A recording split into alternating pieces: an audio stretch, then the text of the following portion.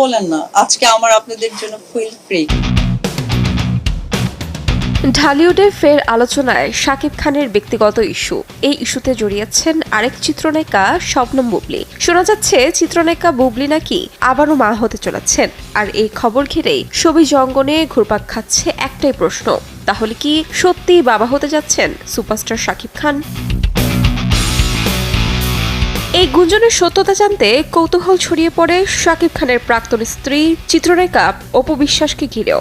সম্প্রতি একটি অনুষ্ঠানে অংশ নেওয়ার পর গণমাধ্যমের মুখোমুখি হলে তাকে প্রশ্ন করা হয় শাকিব খান নাকি বাবা হতে চলছেন। অনেক গুঞ্জন শুনছি আবার বাবা হচ্ছেন নাকি শাকিব খান। তাই জানি না। প্রশ্নটি শুনে খানিকটা বিস্মিত হন অপু। এরপর অবাক হয়ে বলেন, আচ্ছা তাই নাকি? আমি তো কিছুই জানি না কি হচ্ছে। আপনারাই তো সব জায়গায় ঘুরে বেড়ান, আপনারাই আমাকে একটু আপডেট দিন। আমার আপনাদের কাছে প্রশ্ন যে কি সোশ্যাল মিডিয়া চাইরো না, আমি সোশ্যাল মিডিয়া থেকে অনেক আগে থেকেই দূরে, আমি বলেছি হয়তো বিকজ আমার কাজের প্রবলেম হয়।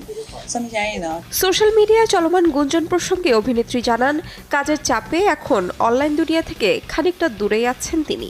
ব্যক্তিগত জীবন নিয়ে মন্তব্য করতে স্বাচ্ছন্দ্য বোধ করেন না, সেটাও স্পষ্ট করে দেন এই চিত্রনায়িকা।